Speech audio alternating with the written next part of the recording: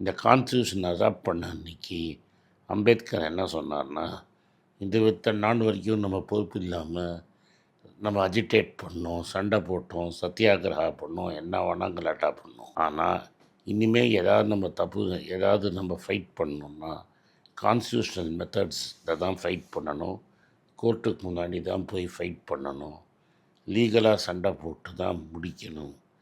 அதனால் கான்ஸ்டியூஷனை நம்ம மதிக்காமல் விட்டோன்னா நம்ம தலையிலே மண்ணை வாரி போட்டுக்கிறோங்கிறோம். இந்த கான்ஸ்டியூஷனோட ரைட்ஸை டிஃபெண்ட் பண்ண வேண்டியது ஒரு குடிமகனோடையும் ரெஸ்பான்சிபிலிட்டி.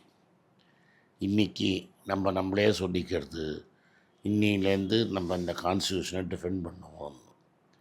இந்த கான்ஸ்டியூஷனுங்கிறது எந்த அரசியல் கட்சியும் அப்பாற்பட்டது. நான் இந்த கட்சி அந்த கட்சி அப்படின்னு சொல்ல, எல்லா கட்சிக்கும் அப்பாற்பட்டது.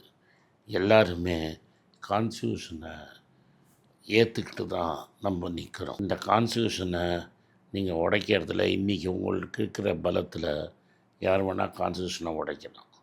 இந்த லாங் ரன் அது திரும்பி உங்களை கடிக்கும். அதனால் இந்த அரசியல் சாசன சட்டத்தை மதிக்கிறதுங்கிறது ரொம்ப முக்கியம்.